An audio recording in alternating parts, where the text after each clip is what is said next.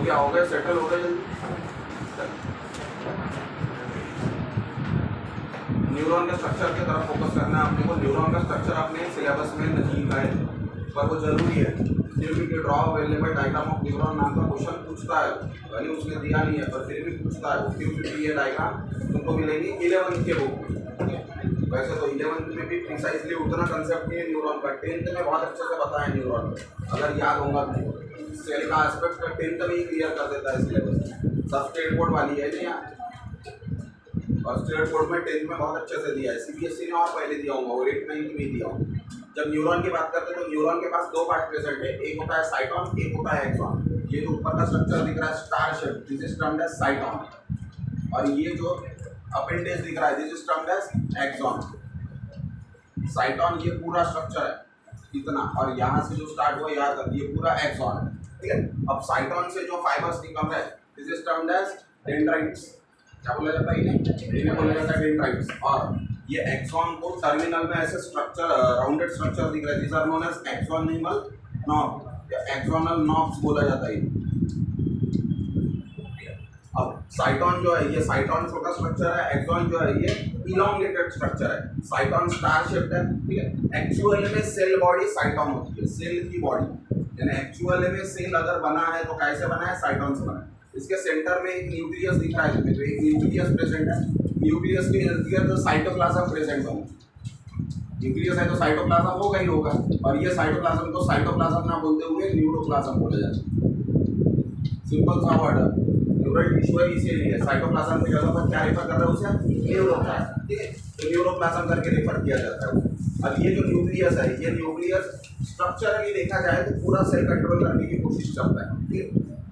ये जो न्यूरोप्लाज्म है ये न्यूरोप्लाज्म का ही अपेंडेज है। जैसा ये न्यूरोप्लाज्म ने यहाँ पे डेंड्राइट्स बनाए, एक साइड का न्यूरोप्लाज्म बहुत ज़्यादा इलोंगेट हो गया, उसने क्या बनाया, एक्सॉन बनाया। ये एक्सॉन की लेंथ वेरी करती है, हर न्यूरॉन में एक्सॉन की लेंथ सिमिलर नहीं रहेगी, ठीक है। अपन बोल रहे हैं कि कोई न्यूरॉन 1 मीटर लेंथ का है, कोई न्यूरॉन 50 सेंटीमीटर का है, कोई न्यूरॉन 10 सेंटीमीटर का है, तो वो डिपेंड कर रहा है लेंथ एक्सॉन के ऊपर, क्योंकि साइटॉन लगभग सभी का समान है, ठीक है। अब ये जो साइटॉन है ये साइटॉन में न्यूक्लियस प्रेजेंट है, इसीलिए साइटॉन माइक्रोस्कोप में तुम्हें थोड़ा सा डार्क कलर का दिखेगा एज कंपेयर टू एक्सॉन। क्यों? क्योंकि न्यूक्लियस की अगर बात करते हैं तो न्यूक्लियस में जेनेटिक मटेरियल प्रेजेंट है। जेनेटिक मटेरियल में दो कंपोनेंट हमेशा आ जाएंगे, एक आ जाएगा डीएनए और दूसरा आ जाएगा प्रोटीन, ठीक है।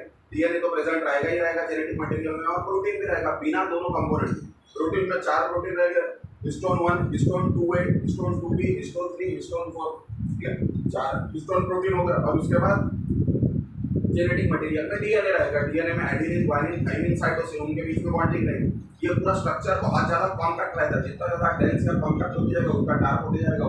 जैसा फॉर एग्जांपल व्हाइट कलर का भी थ्रेड लेते हो तुम, तो उसको इलोंगेटेड अगर देखते हो तो शायद वो इनविजिबल दिखे, पर उसको अगर एक ही जगह पे इकट्ठा करते हो राउंड, तो जितना ज़्यादा तुम कॉम्पैक्ट करोगे उतना ज़्यादा कलर उसका डार्क होते जाएगा या स्टेट डार्क होते जाएगा। बिल्कुल वही कंसेप्ट है। न्यूक्लियस जो है वो थोड़ा सा डार्क होते जाएगा। तो साइटॉन जो है ये माइक्रोस्कोप में कौन से कलर की बॉडी दिखेगी तुम्हें, ग्रे कलर की। तो अपन जो बोल रहे थे छाती ठोक ठोक के कि ग्रे मैटर है, ग्रे मैटर है, व्हाइट मैटर है, व्हाइट मैटर है, ग्रे मैटर है इसका मतलब वहाँ पे किसका कॉन्सेंट्रेशन ज़्यादा है, साइटॉन। व्हाइट मैटर है इसका मतलब काय का कॉन्सेंट्रेशन ज़्यादा है। अब बॉडी या नर्वस सिस्टम लगभग कोशिश करता है कि पूरे साइटॉन को इकट्ठा रखे या एक जगह पर रखे, यानी अपने ब्रेन और स्पाइनल कॉर्ड में लगभग वो साइटॉन को रखने की कोशिश करता है। यहाँ पे ऐसा नहीं बोला जा रहा है कि सिर्फ साइटॉन ही मिलेंगे, पर 90% साइटॉन तुम्हें या तो ब्रेन में मिलेंगे, या तो स्पाइनल कॉर्ड में मिलेंगे, या तो गैंग्लियन में मिलेगी। ये बढ़िया, या तो ब्रेन में मिलेंगे, या तो स्पाइनल कॉर्ड में मिलेंगे, या तो गैंग्लियन में मिलेंगे। 90% साइटॉन। क्यों? क्योंकि वही पे तो इम्पल्स जनरेट होती है, वही से तो मैसेज को कैरी फॉरवर्ड किया जाता है। आंसर देने वाला वही पार्ट है ना। एसोसिएटिव एरिया कहाँ प्रेजेंट है, या तो ब्रेन के पास प्रेजेंट है, या तो स्पाइनल कॉर्ड के पास प्रेजेंट है, या तो गैंग्लियन के पास प्रेजेंट है। अगर कोई मैसेज आता है तो उस मैसेज का रिप्लाई कौन देता है, या तो ब्रेन देता है, या तो स्पाइनल कॉर्ड देता है, या तो गैंग्लियन देता है। इन तीनों को छोड़ के बाकी कोई और रिप्लाई देता ही नहीं है, इसीलिए एसोसिएटिव एरिया इन तीनों के पास ही है।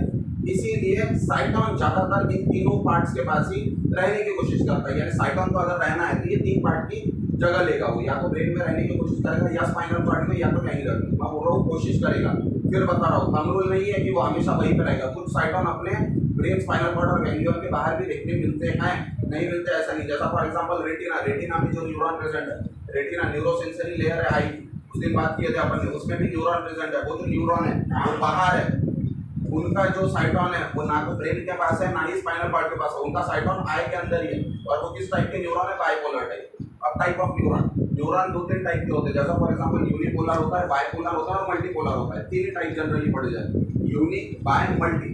बड़ा सिंपल है, अगर एक ही एक्सॉन निकल रहा है, एक साइटोन से एक ही एक्सॉन निकल रहा है तो उसे बोला जाता है यूनिपोलर, क्योंकि एक ही पोल है उसके पास। साइटोन तो सेंटर में आ गया तो पोल कौन सा हुआ? एक ही हुआ ये।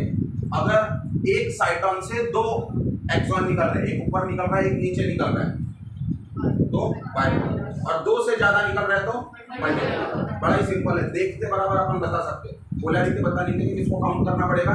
एक्सॉन को। साइटोन को छूनेगा नहीं, ठीक है। एक्सॉन को छुएंगे, एक्सॉन देखेंगे, अगर एक्सॉन एक है यूनिपोलर, एक्सॉन दो है मल्टीपोलर, दो से ज्यादा है, सॉरी दो है बाइपोलर, दो से ज्यादा है मल्टीपोलर। अब ये जो एक्सॉन है ये एक्सॉन टर्मिनेट होता है और टर्मिनेट होने के बाद क्या बनाता है? एक्सोनिमल नॉब्स बना रहा है, दिख रहा है नीचे? तो एक्सोनिमल नॉब है, ये जो नॉब है एक्सोनिमल, ये एक्सोनल नॉब दूसरे न्यूरॉन के साथ कनेक्शन जोड़ने में मदद करते हैं। यानी जहाँ पे ये न्यूरॉन खत्म हो जाएगा वहाँ पे ऑटोमेटिकली दूसरा न्यूरॉन आएगा।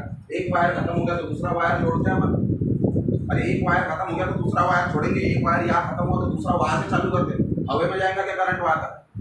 लेके जाने के लिए कोई कंडक्टर तो लगेगा, तो जहाँ पे एक कंडक्टर खत्म हुआ वहां पे ऑटोमेटिकली दूसरा कंडक्टर स्टार्ट करते हैं। सेम यहाँ पे, सेम इन्फ्लुएंस यहाँ पे, जहाँ पे एक न्यूरॉन खत्म हुआ वहीं पे दूसरा न्यूरॉन स्टार्ट होगा, और दूसरा न्यूरॉन हमेशा कहाँ स्टार्ट होगा? एक्सोनिमल नॉब से। इसी का मतलब कंडक्शन जो हो रहा है वो कौन से डायरेक्शन में हो रहा है? साइटोन से एक्सॉन। हमेशा याद रखना, साइटोन के पास आएगा मैसेज और साइटोन मैसेज किसको देगा? एक्सॉन। फिर एक्सॉन किसको देगा? दूसरे न्यूरॉन के एक्सॉन को देगा क्या? नहीं, दूसरे न्यूरॉन के हमेशा साइटोन को देगा। यानी इम्पल्स जो है हमेशा यूनि डायरेक्शनल चलती है, एक ही डायरेक्शन में चलती है। और वो डायरेक्शन कौन सा है? Cyton to axon, cyton to axon, C to A, ऐसा याद रखना है, ठीक है। हमेशा चाहे कुछ भी हो जाए, इम्पल्स न्यूरॉन में साइटोन से एक्सॉन में, एक्सॉन से साइटोन, साइटोन से एक्सॉन में, ठीक है। पर एक ही न्यूरॉन में कहां से कहा जाएगी? साइटोन से एक्सॉन। एक न्यूरॉन से दूसरे न्यूरॉन में कहा जाएगी? एक्सॉन से साइटोन। बस ये डिफरेंशिएटिंग पॉइंट है जो एमसीक्यू में पूछता है। अब ये जो साइटोप्लाज्म है या न्यूरोप्लाज्म है, इसमें कुछ ग्रैन्यूल्स देखने मिलते हैं। This granules are termed as Nissl granules या नीजल्स ग्रैन्यूल्स बोला जाता है। ये जो नीजल्स ग्रैन्यूल्स है, ये नीजल्स ग्रैन्यूल्स राइबोप्रोटीन सीक्रेट करने में मदद करते हैं, राइबोप्रोटीन बनाने में मदद करते हैं। What do you mean by riboprotein? Riboprotein are ribosomal protein. देखो ये एपरेटस में राइबोसोम प्रेजेंट नहीं है। सेल की अगर बात करते हैं तो सेल के पास कुछ नॉर्मल सेल ऑर्गेनल है या कुछ रूटीन सेल ऑर्गेनल है जो उसके पास होनी चाहिए। जैसे फॉर एग्जांपल गोल्गी एपरेटस हो गया, एंडोप्लाज्मिक रेटिकुलम हो गया, माइटोकॉन्ड्रिया हो गया, लाइसोसोम हो गया, राइबोसोम हो गया। ये बेसिक सेल ऑर्गेनल है। ये बेसिक इसीलिए है क्योंकि ये किसी भी हाल में प्रेजेंट होना चाहिए सेल के पास। अगर ये प्रेजेंट नहीं है तो सेल इंटीग्रली काम नहीं कर सकता। उसके बेसिक फंक्शन को निभाने के लिए ये नॉर्मल या मिनिमम सेल ऑर्गेनल रिक्वायर्ड है, ठीक है। क्योंकि कोई भी सेल को, यूकैरियोटिक सेल को डिफाइन करने के लिए या काम करने के लिए अपन इन्हीं ऑर्गेनल्स का सहारा लेते हैं। तो ये ऑर्गेनल यहाँ पे काफी हद तक एब्सेंट है। जैसा राइबोसोम, राइबोसोम का बहुत खासा इंपॉर्टेंस इन्फ्लुएंस यहाँ पे प्रेजेंट नहीं है। वो इसीलिए है क्योंकि ये जो सेल है न्यूरॉन, ये सेल ड्यूरिंग बर्थ लगभग बन जाते हैं और उसके बाद और ज्यादा ग्रो नहीं करते या डिवाइड नहीं होते। जब वो ग्रो भी नहीं हो रहा, डिवाइड भी नहीं हो रहा, तो उसकी रिक्वायरमेंट है क्या? उतनी नहीं है। जो तामझाम उसके पास है बस उसे वही कंटिन्यू करना है। उसे बस ग्लूकोज मिल गया, एनर्जी के सारे जी लेगा वो, और जो काम है वो काम करते रहेगा। वो सिंपल सा है। वो खुद में कोई चेंज कराने की कोशिश कर रहा है क्या? नहीं कर रहा है। इसीलिए बाकी क्या एक्स्ट्रा सेल ऑर्गेनल उसके पास प्रेजेंट नहीं है। अब ये एक्स्ट्रा सेल ऑर्गेनल प्रेजेंट नहीं है तो प्रॉब्लम क्रिएट हो सकता है। क्यों? क्योंकि कोई भी सेल हो जाए उसके पास प्रोटीन तो प्रेजेंट होना चाहिए। क्यों? क्योंकि प्रोटीन एसेंशियल कंपोनेंट। बिना प्रोटीन के कोई भी सेल बन नहीं सकता, या ऐसा भी बोल सकते हैं बिना प्रोटीन के कोई लाइफ रह नहीं सकती। अगर कोई भी लाइफ है तो उसके पास आंख बंद करके प्रोटीन रहेगा ही रहेगा। आई बात समझ में? वो कितना है क्या है वो तो तुम्हारा जेंडल प्रोसेस से जब एस्टिमेशन करोगे तो नाइट्रोजन का तब पता चलेगा। केमिस्ट्री की बात कर रहा हूँ, पहला चैप्टर 11 का, ठीक है। क्वांटिटेटिव एस्टिमेशन ऑफ नाइट्रोजन, जब जेंडल प्रोसेस से नाइट्रोजन का एस्टिमेशन करेंगे तब नाइट्रोजन का अमाउंट पता चलेगा। अगर पता चल रहा है कि 60% नाइट्रोजन है जो तुम्हारे पास ऑर्गेनिक मैटर है या जो भी कोई ड्राई एश प्रेजेंट है उसमें अगर 60% नाइट्रोजन है, इसका मतलब प्रोपोर्शनेटली उतने ग्राम में अगर 60% है तो एनिमल का जो वेट था उसके बॉडी में इतना इतना नाइट्रोजन होगा, और जितना नाइट्रोजन होगा उसके करस्पॉन्डिंगली प्रोटीन होगा। क्यों? क्योंकि अपने बॉडी में नाइट्रोजन कैसे मिलता? सिर्फ प्रोटीन से। प्रोटीन को छोड़ दिए तो और कोई नाइट्रोजन का सोर्स है क्या? सोच समझ के बोलो। प्रोटीन को छोड़ने के बाद is there any other source of protein in our body except protein?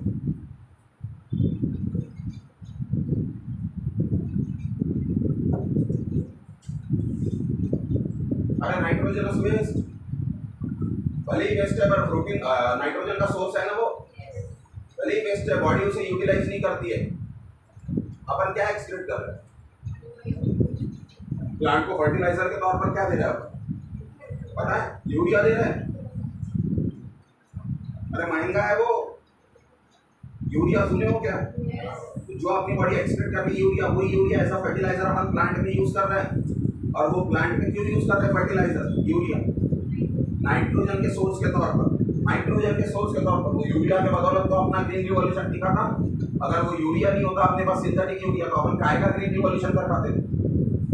तो ऐसा एक ही स्पेक्ट्रम में नहीं देखना है, थोड़ा सा 2-3 स्पेक्ट्रम में देखा करो वो चीज को, ठीक है? तो अब ये जो नाइट्रोजन है, ये नाइट्रोजन इसके पास तो बन नहीं सकता, क्यों? क्योंकि इसके पास राइबोसोम प्रेजेंट नहीं है, प्रोटीन बनाने वाली फैक्ट्री प्रेजेंट नहीं है, इसलिए इसने राइबोप्रोटीन बना के छोड़ दिया। अब ये जो राइबोप्रोटीन है ये साइटोप्लाज्म में प्रेजेंट रहती है, साइटोप्लाज्म में। अब ये साइटोप्लाज्म यानी न्यूरोप्लाज्म, साइटोन में भी प्रेजेंट और एक्सॉन में भी प्रेजेंट है। तो तुम्हें ये निजल ग्रैन्यूल पूरे जगह पर देखने मिलेगा।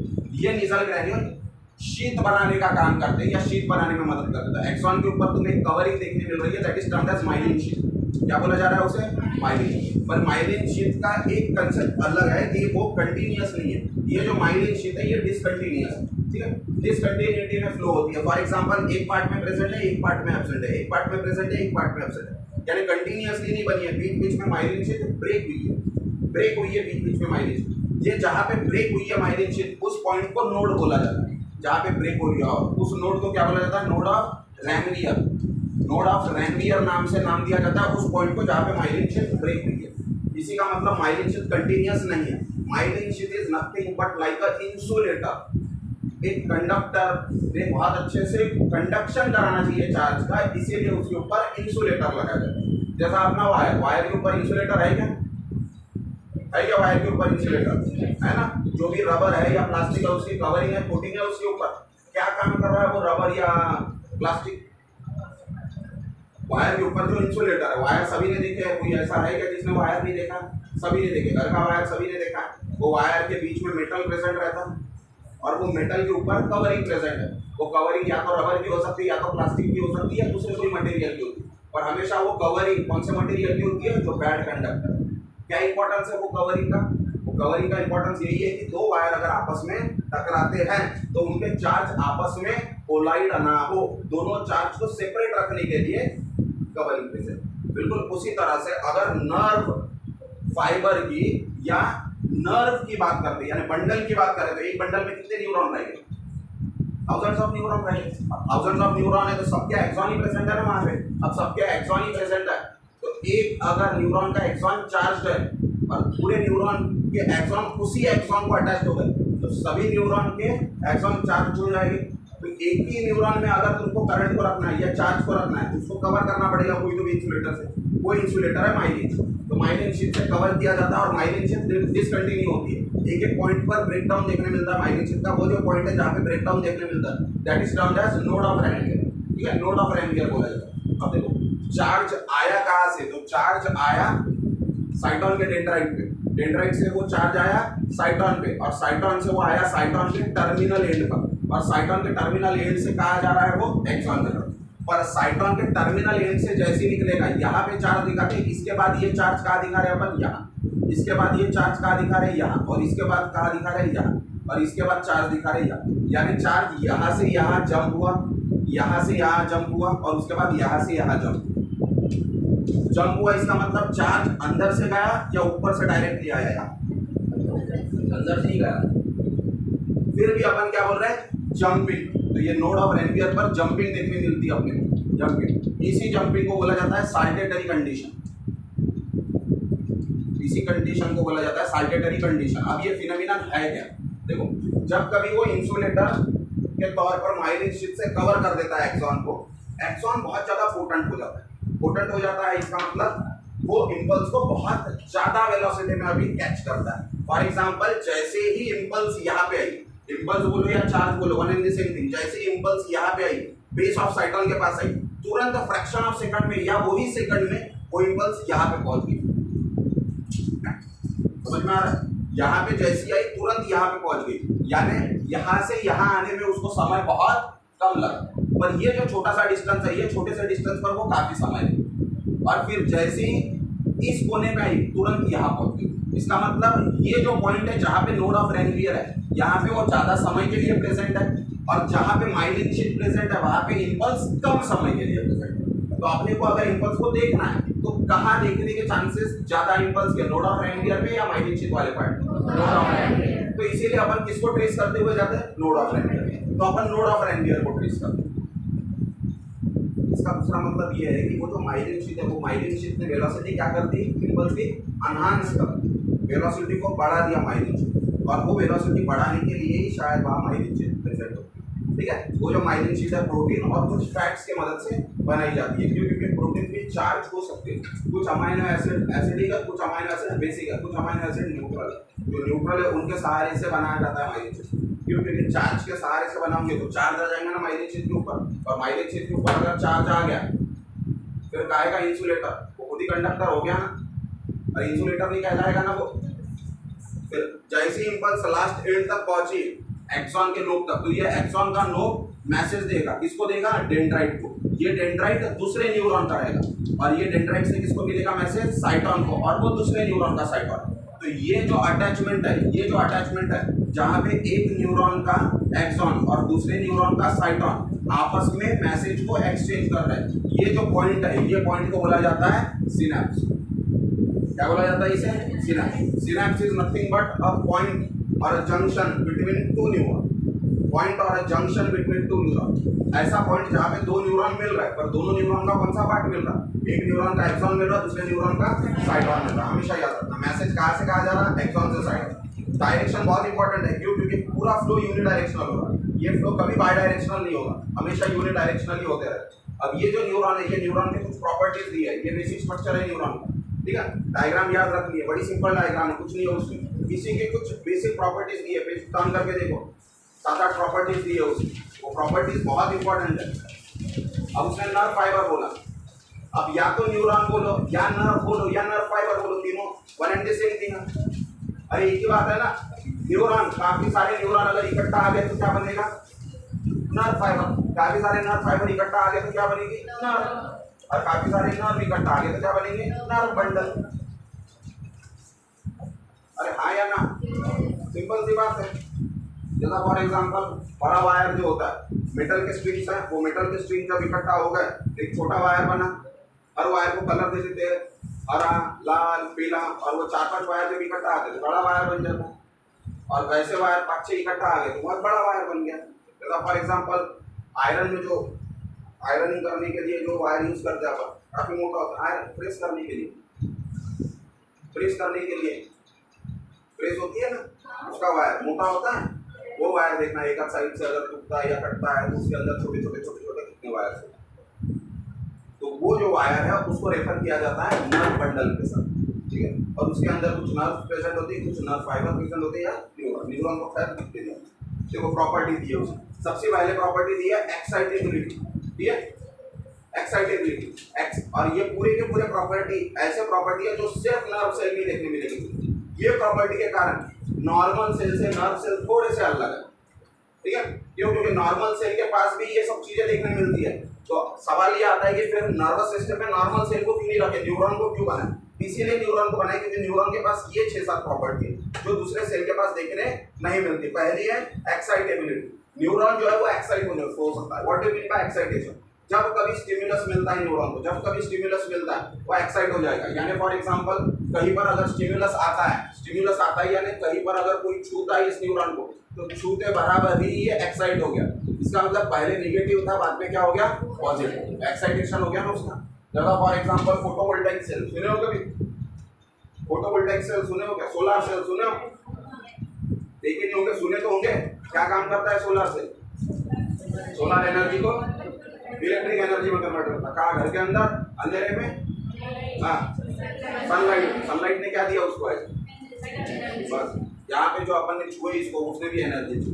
जैसे सनलाइट पे सोलर सेल को रखे, उसका इलेक्ट्रॉन बाहर निकल गया, थोड़ा जंप कर गया। क्यों? क्योंकि हीट एनर्जी आई, हीट एनर्जी से इलेक्ट्रॉन को एनर्जी मिली, इलेक्ट्रॉन बहुत ज्यादा एनर्जाइज हो गया, एनर्जाइज ज्यादा हो गया, इसलिए जंप किया। वैसी जैसी कोई चीज टच होती है डेंड्राइट को, ये स्टिमुलेट हो जाता है, और स्टिमुलेट होने के कारण इसका चार्ज चेंज हो जाता है। चार्ज चेंज होना यानी अगर पहले निगेटिव नेगेटिव था तो पॉजिटिव हो जाएगा, पहले पॉजिटिव था तो नेगेटिव हो जाएगा, सिंपल सी बात है। अब वो पहले क्या था ये अपने को पता नहीं, क्यों? क्योंकि अपने को पता नहीं वो पोलराइज्ड है, डिपोलराइज्ड है या रिपोलराइज्ड। जब जनरल बात कर रहे हैं अपन तो जनरली बात कर रहे हैं, बस उसका चार्ज चेंज होगा। अब वो पॉजिटिव से नेगेटिव होगा, नेगेटिव से पॉजिटिव होगा, अपने को पता नहीं क्यों, क्योंकि वो माइक्रोस्कोपिक लेवल पर देखना पड़ेगा। वहाँ सोडियम पोटेशियम पंप किस तरह से काम कर रहा है, इन में काम कर रहा है या आउट में, इनफ्लक्स में या इनफ्लक्स में, चार्ज आ रहा है या जा रहा है। अगर आ रहा होगा तो ऑटोमेटिकली वहाँ पे नेगेटिव चार्ज देखने मिलेगा, जा रहा होगा तो ऑटोमेटिकली वहाँ पे पॉजिटिव चार्ज देखने मिलेगा। तो पहली प्रॉपर्टी एक्साइटेबिलिटी। एक्साइटेबिलिटी का मतलब अगर कोई स्टिमुलस आता है न्यूरॉन के पास, अगर कोई चीज टच कराती है न्यूरॉन को और न्यूरॉन में भी मोर स्पेसिफिकली डेंड्राइट को, ठीक है, डेंड्राइट को जब कोई चीज स्टिमुलेट करती है तो ऑटोमेटिकली उसके सरफेस पर चार्ज आ जाता है। That charge is known as excitability. अब जैसे ही डेंड्राइट को चार्ज मिला, डेंड्राइट अपने तक ही रखेगा क्या वो चार्ज? डेंड्राइट किसको देगा? साइटोन को। साइटोन किसको देगा? एक्सॉन किसको देगा? तरफ एक्सोनल नॉब को। और एक्सोनल नॉब किसको देगा? दूसरे न्यूरॉन के डेंड्राइट को। यानी चार्ज क्या हो रहा है, आगे बढ़ रहा है या नहीं बढ़ रहा? आगे बढ़ने को क्या बोलते हैं? कंडक्शन। सेकंड प्रॉपर्टी कंडक्शन या conductivity. Conductivity is another property of cell, nerve cell, ठीक है। कंडक्टिविटी कर रहा है वो, यानी जो भी चार्ज उसके पास है उसको कहाँ फ्लो करा रहा है, वो आगे फ्लो करा रहा है। जो भी चार्ज उसके पास है वो अपने तक लिमिट नहीं रखता उसको, वो अपने तक समिट के नहीं रखता उसको, वो आगे बढ़ने देता है वो चार्ज। That is conduct. उसके बाद है तीसरा स्टिमुलस। स्टिमुलस का मतलब स्टिमुलेट करना, अंगार लगा के हट जाना। स्टिमुलस स्टिमुलेट करना, नर्वस सिस्टम को उसने स्टिमुलेट किया। जैसा फॉर एग्जांपल अपने नर्वस सिस्टम को स्टिमुलेट करने के लिए कोई एक आधी चीज होना है, जैसे कि कोई एक रिफ्लेक्स कराना है तुमको, तो रिफ्लेक्स कराने के लिए तुम्हारे मसल कॉन्ट्रैक्ट होने चाहिए। वो मसल कॉन्ट्रैक्ट होने के लिए ब्रेन के पास से मैसेज आना चाहिए। अब ब्रेन अपना बैल तो है नहीं, अपन बैल है, पर अपना ब्रेन तो बैल है नहीं कि फालतू फुकट मैसेज देगा वो मसल को कि कॉन्ट्रैक्ट हो। उसको कुछ तो भी लगना चाहिए कि मैसेज देना है मुझे करके।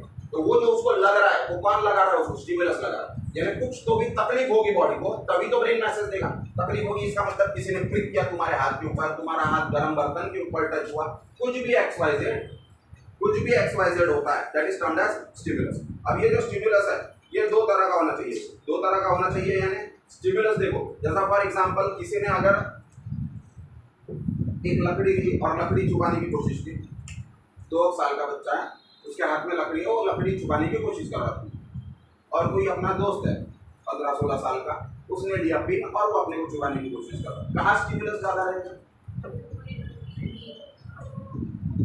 दोनों के हाथ में पिन है, ऐसा मान लो, बच्चे के हाथ में भी और तुम्हारे दोस्त के हाथ में। स्टिमुलस कहाँ ज्यादा है? क्यों?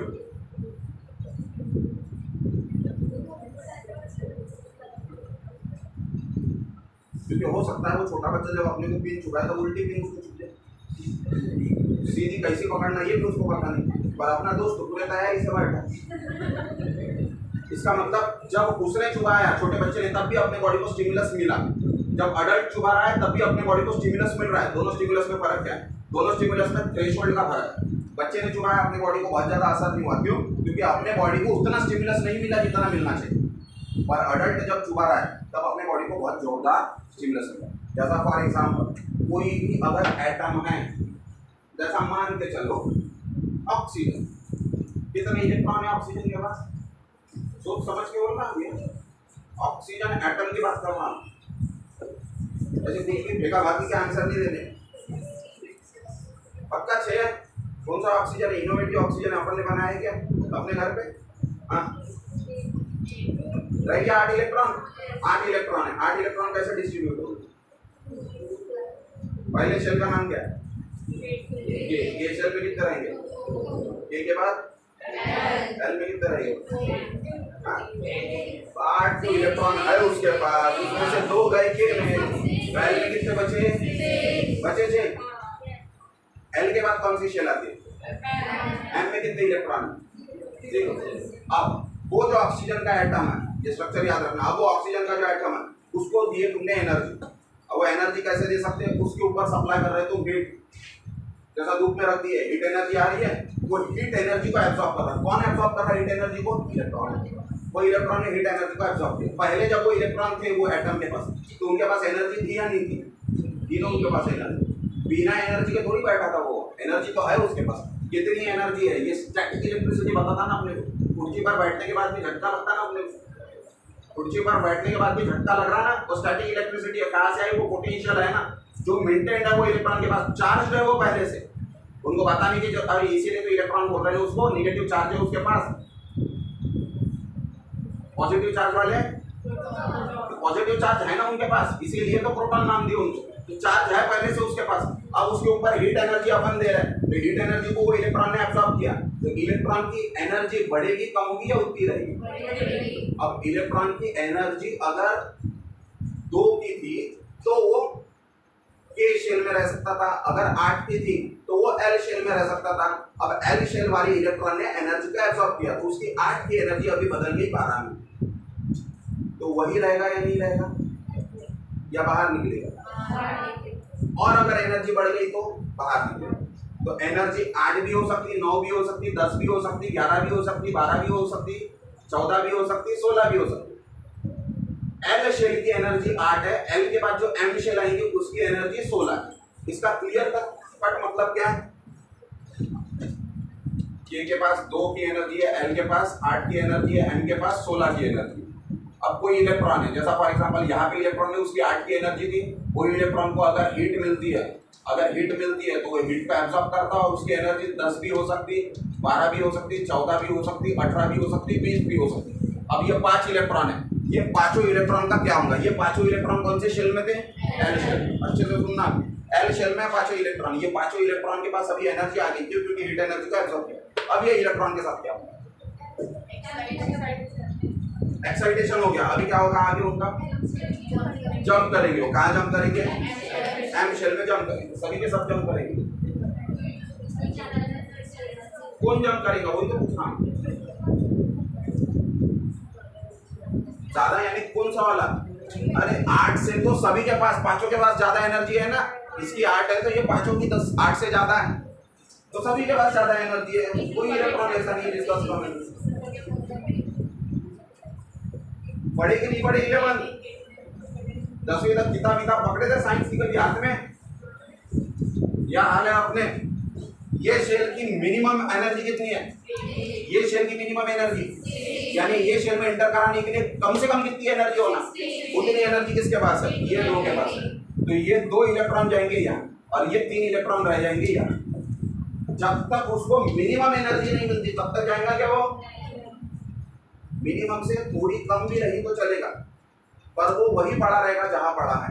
इसका मतलब ये शेल के पास 8 होना चाहिए, पर अभी 3 इलेक्ट्रॉन ऐसे जिनकी 8 से ज्यादा है, तो ये शेल क्या हो गई? अनस्टेबल हो गई है। क्या हो गई? पर फिर भी उतनी पावरफुल नहीं हुई कि ये अपने इलेक्ट्रॉन को शिफ्ट करा सके। यानी ये जो मिनिमम एनर्जी लगती है ना इलेक्ट्रॉन को एक शेल से दूसरे शेल में जंप करने के लिए, that is called as threshold energy. क्या बोला जाता है उसे? और ये वर्ड बांध के रखना, ये तीनों सब्जेक्ट में आएगा, फिजिक्स में भी, केमिस्ट्री में भी और बायोलॉजी में भी। थ्रेशोल्ड यानी मिनिमम एनर्जी जो लगती है अपने को एक जगह से दूसरी जगह पर पुश करने के लिए, मिनिमम एनर्जी। बिना थ्रेशोल्ड के काम नहीं होने वाला। वैसा ही ये अगर इंपल्स जनरेट करना है यहाँ पे, तो ये इंपल्स जनरेट करने के लिए जो स्टिमुलस आ रहा है वो स्टिमुलस कुछ एनर्जी के साथ आएगा। तो सवाल वही है, वो जो स्टिमुलस आ रहा है वो स्टिमुलस के पास कितनी एनर्जी होनी चाहिए? तो उसके पास मिनिमम थ्रेशोल्ड की एनर्जी होनी चाहिए। अगर वो थ्रेशोल्ड की एनर्जी नहीं रहेगी उसके पास तो कोई प्रॉब्लम होगा क्या? कोई प्रॉब्लम नहीं। इंपल्स जनरेट होगी क्या? नहीं। इंपल्स जनरेट नहीं होगी तो आगे कोई मैसेज देखने मिलेगा या कोई काम होगा क्या? नहीं होगा। बिल्कुल यही कंसेप्ट है वो छोटे बच्चे में और अडल्ट है। छोटा बच्चा जब क्लिक कर रहा है वो पिन के साथ, तब शायद उतनी थ्रेशोल्ड एनर्जी नहीं है उसके क्लिकिंग में, इसलिए अपना नर्वस सिस्टम एक्साइट नहीं हुआ। पर अडल्ट जब क्लिक कर रहा है तो वो उतने थ्रेशोल्ड एनर्जी के साथ क्लिक कर रहा है, तो इसीलिए अपना नर्वस सिस्टम तब एक्साइट हो रहा है।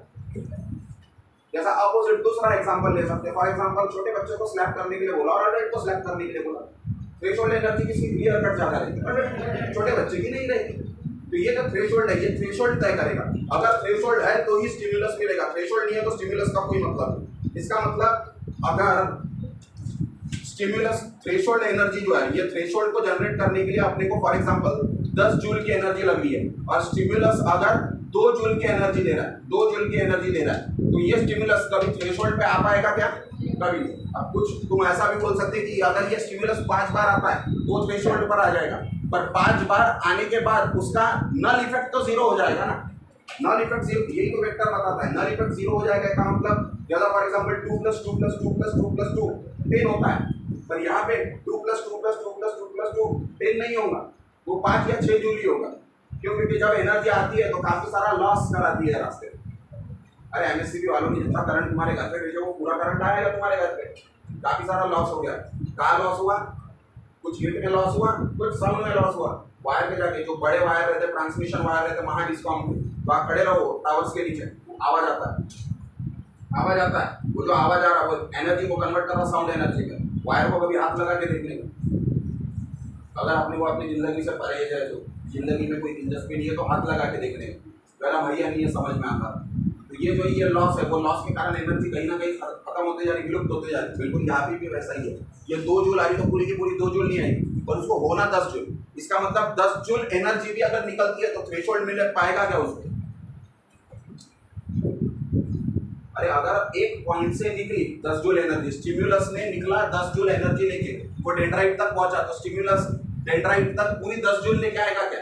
नहीं, वो 8-9 ही ले पाएगा। क्यों? क्योंकि बीच में कहीं पे लॉस हो जाएगी ना एनर्जी, और वो जो एनर्जी लॉस होगी उसके कारण इसका थ्रेशोल्ड कम होगा क्या? नहीं, इसका थ्रेशोल्ड जो है वो ही रहेगा। थ्रेशोल्ड चेंज होने वाला नहीं है। जैसा उसको थ्रेशोल्ड के लिए अगर 10 जूल की एनर्जी होना तो उसको 10 ही जूल होना। तो आते समय हम कोई भी एनर्जी ज्यादा में भेजनी पड़ती है ताकि वहां जाने तक वो उतनी को भी बच जाए जितनी होना उसको। जैसा इसने अगर 15 जूल भेजी तो पता है कि यहाँ तक 10 जूल तो किसी भी हाल में पहुंच जाएगी। लॉस हो के भी कितना होगा? 2 जूल का या 3 जूल का, तो 11-12 जूल तो पहुंच ही जाएगी यहाँ, और उसका थ्रेशोल्ड है 10 जूल का। यानी स्टिमुलस मिलेगा या नहीं मिलेगा? बस यही कंसेप्ट। जब अपन प्रिक करते हैं और जोर से अगर प्रिक करते हैं तो स्टिमुलस मिलता है, लाइटली प्रिक करते हैं तो स्टिमुलस मिलता नहीं है। बहुत लोगों को आदत होती है पिन के साथ खेलने की, वो अपने पान के ऊपर पिन के साथ प्रिक करते रहते हैं, आदत होती है। कुछ बात की है साइकोलॉजिकल डिसऑर्डर की, याद आएगा कुछ साइकोलॉजिकल होते हैं, कुछ साइकोलॉजिकल पेशेंट जो चक्कू लेके खेलते रहते हैं, चक्कू से हाथ काटते रहता है, जब उसको थोड़ा थोड़ा सा स्टिमुलस मिलता है या पेन होता है तो उसको अच्छा लगता है। That is different type of disorder. ऐसे होते हैं डिसऑर्डर, नहीं होते ऐसा नहीं। जैसा फॉर एग्जांपल बीच में सीरियल किलर का चला था, तो सीरियल किलर यानी वो मेंटली डिस्टर्ब पर्सन था, उसको खुशी मिलती थी जब वो किसी को मारता था और वो मरते समय रोता था या तड़पता था उसको देखकर, तो इसीलिए वो मारता। उसने एक्सप्लेनेशन भी दिया कि उसका सेटिस्फैक्शन इंपॉर्टेंट था उसके लिए, उसको खुशी नहीं मिल रही थी, उसको सेटिस्फैक्शन नहीं मिल रहा था, तो सेटिस्फैक्शन लाने के लिए वो दूसरों को मारना स्टार्ट किया। तो ये अलग अलग तरह की किस्से आए। ये सब चीजें क्यों है? क्योंकि इनके थ्रेशोल्ड कहीं ना कहीं या ये जो स्टिमुलस है ये कहीं ना कहीं शिफ्ट हो जाता है, और ये अगर शिफ्ट हो गया न्यूरॉन में तो उसका इफेक्ट डायरेक्टली नर्वस सिस्टम के ऊपर देखने मिलेगा, क्योंकि स्ट्रक्चरल यूनिट तो यही है। उसके बाद दूसरा कौन सा? Stimulus effect, stimulation effect. उसके बाद है स्टिमुलेशन इफेक्ट, जैसा summation effect. Summation effect क्या है? A single subminimal stimulus will have no effect, but if many big stimulus are given in a quick succession, they may produce an impulse due to addition or summation of stimuli. बहुत कम chances है, जैसा अभी बता तुमको addition होते जाएगा। 2 के अगर दिया पर रैम्पेंटली बहुत सारे स्टिमुलस दे रहे हैं तो कहीं ना कहीं वो पहुंच जाएगा 10 जूल तक, और जैसे ही 10 जूल हो गई उनकी मीन वैल्यू वो अपना स्टिमुलस देगा, यानी जो इफेक्ट है वो देगा। अब स्टिमुलस अगर आता है, फॉर एग्जांपल अगर इसके पास स्टिमुलस आया, डेंड्राइट एक बार स्टिमुलेट हो गया, तो एक बार डेंड्राइट स्टिमुलेट हो गया तो चांसेस है क्या कि एक्सोनल नॉब तक पहुंचेगा चार्ज या इम्पल्स। अगर डेंड्राइट स्टिमुलेट हुआ तो एक्सोनल नॉब के पास चार्ज आएगा या नहीं आएगा? 100%, इसमें कोई दो राय है? ऐसा कभी होगा क्या डेंड्राइट के पास चार्ज और एक्सोन के पास चार्ज आएगी, तो डेंड्राइट ने वो चार्ज डाला कहाँ? ऐसा होगा क्या कभी? अबे अगर डेंड्राइट के पास चार्ज आया तो उसके पास एक ही रास्ता है ये, तो वो सीधे रास्ते से कहाँ पहुंचेगा? दूसरा रास्ता ही नहीं उसके पास। ऐसा हो ही नहीं सकता इसके पास चार्ज आया और यहाँ पे चार्ज पहुंचा ही नहीं, कहाँ जाएगा वो? कहाँ जाएगा? है क्या रास्ता बीच में? रास्ता ही नहीं है ना। तो अगर एक एंड पर चार्ज आता है तो दूसरे एंड पर चार्ज मिलेगा ही। अगर कोई ऐसा बोलता है कि एक्सॉन के पास चार्ज नहीं है, इसका दूसरा मतलब डेंड्राइट के पास चार्ज नहीं है, इसका ही मतलब स्टिमुलस नहीं हुआ। और अगर एक्सॉन के पास चार्ज है, इसका मतलब डेंड्राइट के पास चार्ज था, इसका मतलब स्टिमुलस हुआ था। यानी या तो होगा पूरा या तो कुछ भी नहीं, ऑल और नन। क्लियर? कोई दिया उसने ऑल और नन लॉ, यानी होगा तो पूरा स्टिमुलस होगा, नहीं होगा तो कुछ भी नहीं होगा। उसके बाद दूसरा है रिफ्रैक्टरी पीरियड। रिफ्रैक्टरी पीरियड यानी जैसा अगर प्रिक कर रहा है तो जैसे ही अपन ने प्रिक किए, प्रिक करने के कुछ मिली सेकंड में काम हो रहा है, जैसे ही तुमने स्किन को निडल टच किया तुरंत इफेक्ट देखने मिलता है अपने को? नहीं, कुछ मिली सेकंड का समय लगता है। वो अपने लिए तुरंत ही होता है, क्योंकि अपन उतना टाइम कैच नहीं कर सकते मिली सेकंड का, पर एक्चुअल में अगर दिखते हो तो कुछ समय तो भी लगता है। एक्शन अगर कराते हो तो उसका रिएक्शन दिखने के लिए कुछ समय तो भी लगता है। वो जो डिफरेंस है एक्शन और रिएक्शन के बीच में, that is termed as refractory period. जैसा फॉर एग्जांपल बटन जैसी ऑन की तुमने, वैसे ही लाइट नहीं लग रहा, बटन ऑन करने के बाद कुछ समय लगता है लाइट को चालू होने में, वो कुछ समय जो है उसको अपन कैच नहीं कर सकते, क्योंकि अपने लिए बहुत छोटा टाइम है, अपन उसको गिन नहीं सकते या नाप नहीं सकते। अपन मशीन गिन सकती या मिली सेकंड वाली क्लॉक गिन सकती है। जैसा फॉर एग्जांपल सन से लाइट निकली तो सन की लाइट अर्थ तक पहुंचने के लिए समय लगा ना, तो सन से लाइट निकलने के बाद अर्थ तक पहुंचने के लिए जो समय ले रहा है that is refractory period of sunlight.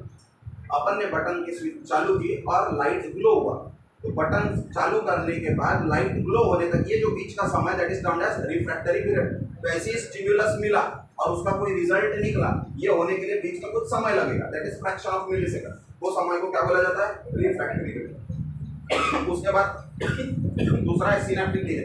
Synaptic delay का मतलब एक न्यूरॉन अगर है तो एक न्यूरॉन मैसेज दूसरे न्यूरॉन को दे रहा, जब एक न्यूरॉन मैसेज दूसरे न्यूरॉन को देगा यानी एक्सॉन से साइटोन पे मैसेज जाएगा, तो एक्सॉन और साइटोन के बीच में क्या प्रेजेंट है? सिनेप्स प्रेजेंट है। ये जो सिनेप्स है, ये सिनेप्स में एक न्यूरॉन से मैसेज दूसरे न्यूरॉन में जा रहा है, तो जब मैसेज एक न्यूरॉन से दूसरे न्यूरॉन में जा रहा है तो बीच में जॉइंट प्रेजेंट है ना, ये जॉइंट से मैसेज को जाने में समय लगेगा या नहीं लगेगा? यहाँ पे तो एक ही न्यूरॉन था तो बहुत स्पीड में चले गया वो, पर जहाँ पे जॉइंट प्रेजेंट है वहाँ पे ऑटोमेटिकली थोड़ा सा टाइम ज़्यादा लगता है। तो ये जो टाइम यहाँ पे लग रहा है that is known as synaptic delay. क्या बोला जाता है उसे बोला जाता है सिनेप्टिक डिले। जितने ज़्यादा जॉइंट्स रह गए यानी जितने ज़्यादा सिनेप्स रह गए कोई नर्व में, उतना डिले बढ़ते जाएगा, जितने कम नर्व रह गए उतना डिले कम होता रहेगा। उस दिन एक बात कही थी मैंने, which is the longest nerve of our body? Vagus nerve. और वैगस नर्व में मिलने वाले न्यूरॉन भी बहुत बड़े।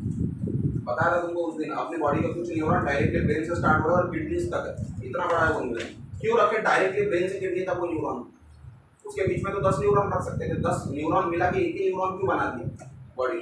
वो इसीलिए बढ़ा दिया क्योंकि अगर 10 न्यूरॉन रखते तो 9 सिनेप्स बन जाएंगे, और 9 सिनेप्स बन गए तो मैसेज आने में और देरी करेगा। तो अगर कोई इंपॉर्टेंट फंक्शन है, जैसा वैगस नर्व हार्ट को संभाल लिया, अगर हार्ट को कोई इंपॉर्टेंट इंफॉर्मेशन देनी है ब्रेन को तो तुरंत जानी चाहिए। अब भले ये मिली सेकंड का क्यों ना हो, डिले तो है, और मिली सेकंड से भी चेंज हो जाएगा वो, तो कार्डियक साइकिल भी चेंज हो जाएगी, क्योंकि कार्डियक साइकिल भी तो मिली सेकंड भी काम कर रही है। अरे 0.2 0.5 सेकंड की बात की थी ना अपन ने, सेकंड की थोड़ी बात की थी, सेकंड से भी कम की बात की थी ना अपन ने, यानी मिली सेकंड में ही काम चल रहा है। तो वो सिनेप्टिक डिले अगर मिली सेकंड का भी होता है तो वो वाइटल ऑर्गन के ऊपर बहुत बड़ा इफेक्ट डालेगा ना। इसीलिए ये सिनेप्टिक डिले को कंसीडर करने के लिए न्यूरॉन की लेंथ एक्सटेंड की गई है वाली। उसके बाद दूसरा है सिनेप्टिक फटीग। सिनेप्टिक फटीग का मतलब अगर कोई तुमको सुई चुभा रहा है, पहली बार चुभाई तुम्हें दर्द हुआ, तुमने कोई रिफ्लेक्स दिया, दूसरी बार चुभाई दर्द हुआ, अगर वो 8-10 बार एक ही जगह पर सुई चुभाते जा रहा तो 10वीं बार 12वीं बार जब सुई चुभाएगा वो तो तुम्हें दर्द होगा क्या? तुम्हें महसूस भी नहीं होगा। क्यों नहीं हो रहा? बिकॉज सिनेप्टिक फटीग हो गया। वो जो सिनेप्स अभी वो फटीग हो गया, वो जो एरिया वो फटीग हो गया, उसको समझ में आ गया कि अभी अगर आता भी है तो काई की बस, क्योंकि ये जो कर रहा है प्रिकिंग, इससे बॉडी को कोई डेंजर है क्या? नहीं, समझ लिया बॉडी ने, इसीलिए वो अभी रिफ्लेक्स नहीं दिखा रहा, इसलिए वहां पे क्या हो गया? फटीग हो गया। That fatigueness is termed as synaptic fatigue. क्या बोला जाता है उसे? सिनेप्टिक। उसके बाद है वेलोसिटी। वेलोसिटी यानी कौन से वेलोसिटी से ये मैसेज को आगे भेजेगा। अब ये वेलोसिटी थोड़ा सा डिस्प्यूटेड है। क्यों डिस्प्यूटेड है? वेलोसिटी हर जगह पे अलग रहेगी, डेंड्राइट में वेलोसिटी अलग रहेगी, साइटोन में अलग रहेगी, एक्सॉन में अलग रहेगी और एक्सोनल नॉब में अलग रहेगी, और ये जो सिनेप्स है इसमें और अलग रहेगी। तो वेलोसिटी चेंज होते जाती है, उसने एक मेन वैल्यू दी है, the velocity of transmission is higher in voluntary fibres, यानी ऐसे फाइबर जो वॉलेंटरी कंट्रोल में। इसी का मतलब इनवॉलेंटरी फाइबर में वेलोसिटी क्या होती है, और ये जो पॉइंट होते हैं इसको पकड़ के रखना। जो स्टेट गवर्नमेंट की सीईटी देते हो तो ये क्वेश्चन होता है, in which of the following fibre velocity of nerve is less, और 4 फाइबर दे देगा, cardiac fibre, involuntary fibre, smooth fibre, skeletal fibre. हो गया, घूमते रहेगा अपन वही के। Which of the following fibre show highest velocity, वैसे पूछा ये दिया है ना उसने बुक में, वो याद रखना है। कहाँ ज्यादा होती है वेलोसिटी? वॉलेंटरी फाइबर में। वॉलेंटरी फाइबर यानी कौन से फाइबर? वॉलेंटरी फाइबर यानी कौन से फाइबर? चलो लास्ट पेज बताओ, अगर वॉलेंटरी फाइबर यानी कौन से फाइबर होते? अब बायोलॉजी नहीं है ऐसा मत बोलना है, वॉलेंटरी इनवॉलेंटरी तो न जाने 7th स्टैंडर्ड से पढ़ रहा है, उसके लिए बायोलॉजी नहीं पढ़ना चाहता।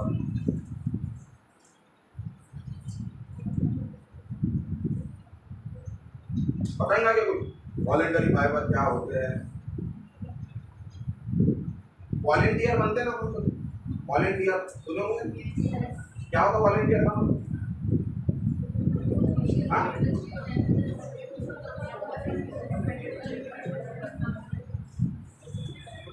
तो स्कूल में अगर कोई प्रोग्राम रहता है तो आता है नोटिस या कोई टीचर आती है, कौन कौन वॉलेंटियर बनेगा, अपन हाथ खड़े करते हैं, मैं बनूंगा, वो बनेगा, 2-3 लोग जाते हम बनेंगे, पूरा क्लास जाता, क्लास बनेगा।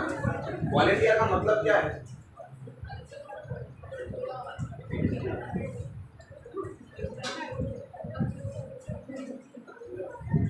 इतना पुअर है तुम्हारा इंग्लिश लैंग्वेज की तरफ थोड़ा सा ध्यान तो काम करो ना, लैंग्वेज में पड़ जाए।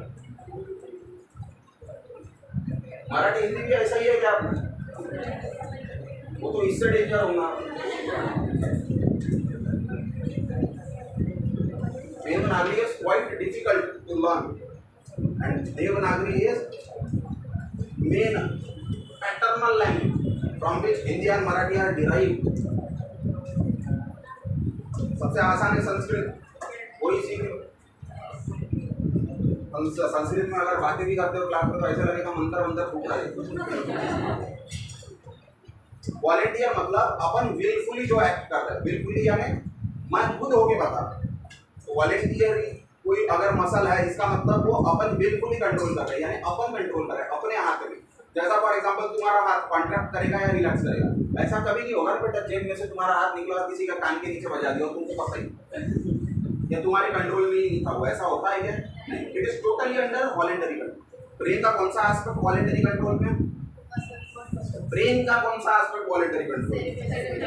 सेरिबेलम और सेरिब्रम। तो ये जो नर्व फाइबर की बात कर रहा है, ये इंपल्स कहाँ जनरेट होगी?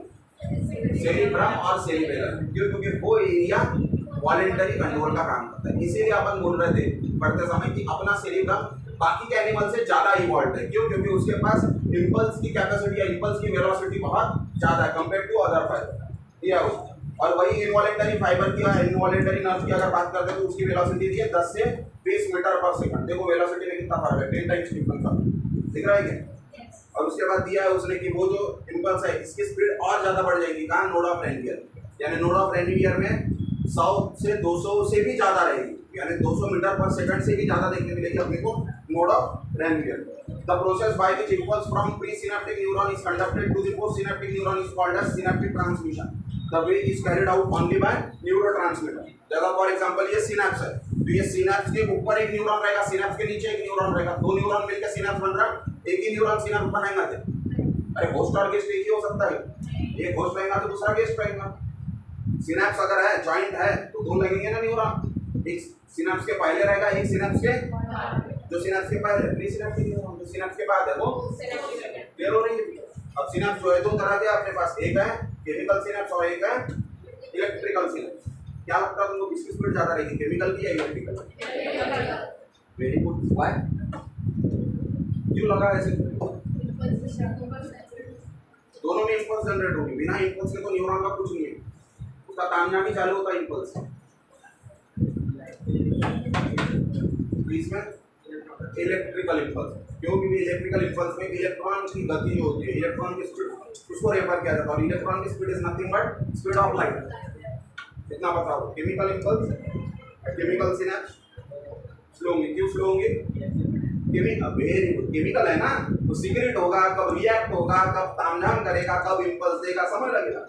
अपने बॉडी को जल्दी है या आराम? जल्दी से कोई काम करना है या आराम से कोई काम करना है? बहुत जल्दी है। रिफ्लेक्स एक्शन जो होता है उसकी लाइफ सेविंग वैल्यू होती है ना, अगर वो उस समय नहीं हुआ तो शायद डेथ हो जाएगी उसकी।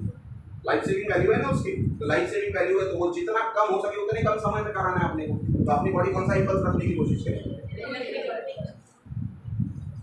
इलेक्ट्रिकल इंपल्स का सबसे बड़ा डिसएडवांटेज ये है कि वहाँ पे पोलराइज हो जाते हैं। अगर एक न्यूरॉन में इंपल्स आ गई, फटाफट फटाफट पूरे न्यूरॉन में इंपल्स आ जाए। इसका मतलब करने जाओ एक काम, पूरी बॉडी काम करने लगती है। जैसा फॉर एग्जांपल एक हाथ ऊपर उठाना है, कॉन्ट्रैक्ट बस राइट हैंड के मसल कराने हैं, पर उसके दोनों हाथों और दोनों पैरों के मसल कॉन्ट्रैक्ट हो, ऐसा देखने मिलेगा आपको अगर इलेक्ट्रिकल इंपल्स हो। तो ये एडवांटेजियस है या डिसएडवांटेजियस है बॉडी के लिए? बहुत अच्छा है इलेक्ट्रिकल इम्पल्स अपने बॉडी के लिए। बॉडी ने कोशिश भी की थी वैसा रखने की। इनफैक्ट लोअर एनिमल्स का है भी, जैसा फॉर एग्जांपल वो स्टारफिश की वगैरह बात करते हैं या ऑक्टोपस की वगैरह बात करते हैं, उसके एक लिंब को टच करो तुम, ऑटो के ऑटो लिंब कॉन्टैक्ट होती है। स्टारफिश के एक फिन को टच करो तुम, पांचों फिन कॉन्टैक्ट होती है। Are you getting the point? क्यों? क्योंकि इलेक्ट्रिकल इम्पल्स है, सभी को आपस में अटैच है। एक जगह पे स्टिमुलस मिला, फटाफट फटाफट पूरे जगह पे पूरे नर्वस सिस्टम में स्टिमुलस स्प्रेड हो गया। वो अगर ह्यूमन में होता है तो रैंडमनेस नहीं आ जाएगा, बिहेवियर कैसा हो जाएगा अपना, थोड़ा कुछ अटपटा हो जाएगा, प्रॉब्लम होगी या नहीं होगी? और वो प्रॉब्लम वो रिफ्लेक्स एक्शन से भी डेंजरस होंगी, वो रिफ्लेक्स से भी डेंजरस होंगी ना वो प्रॉब्लम। इसीलिए वैसा नहीं होना चाहिए। ये प्रॉब्लम है बिल्कुल साउथ की मूवी है, वो कर क्या रहा, बोल क्या रहा, दिखा क्या रहा, वो पूरा रैंडमनेस बिल्कुल वैसा ही है वो। और वो ज़्यादा डेंजरस हो जाता, डिजास्टरस हो जाएगा रिफ्लेक्स एक्शन से। इसीलिए अपने बॉडी ने बोला कि नहीं भाई इलेक्ट्रिकल इम्पल्स अच्छी है ठीक है, पर उसके साथ काफ़ी डिसएडवांटेजेस जुड़े हुए हैं, इसीलिए मैं इलेक्ट्रिकल इम्पल्स नहीं रखूँ। तो कौन सी इम्पल्स रहती है बॉडी में? केमिकल या केमिकल सिनेप्स। तो अपने बॉडी में मेजॉरिटी ऑफ केमिकल सिनेप्स देख लेते हैं, और ये केमिकल सिनेप्स के कारण ही थोड़ी सी स्पीड जो है इम्पल्स की अपनी बॉडी में उतनी नहीं है, थोड़ी सी कम, पर उतनी इनफ है कि अपनी बॉडी नॉर्मल वायबल लाइफ को कंटिन्यू रख सकता है। Are you getting the point? कम जरूर है इलेक्ट्रिकल इम्पल्स है, पर उतनी भी कम नहीं है कि कोई प्रॉब्लम हो।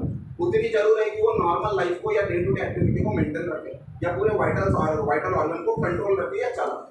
क्लियर हो रही है पिक्चर? और वो सिनेप्स आखिरी टॉपिक बचा है, वो कल देखेंगे अपन सिनेप्स, ठीक है? उसके बाद एंडोक्राइन सिस्टम स्टार्ट करेंगे या नर्वस सिस्टम स्टार्ट करेंगे। न्यूरॉन का साइज तो वैरी करेगा, मुझे पता है, लेकिन उसकी चीज होती है न्यूरॉन का अपन लेंथ नहीं बता सकते पर विड्थ जरूर बता सकते हैं। जैसा फॉर एग्जांपल इसका 0.2 से 20 माइक्रोमीटर तक डायमीटर होता है ये साइटोन का। हम साइटोन के ऊपर फोकस करते हैं सेल बॉडी के ऊपर, तो ये सेल बॉडी का डायमीटर देते हैं। जैसा नॉर्मली कैरियर सेल में सेल का डायमीटर 0.2 to 20 माइक्रोमीटर।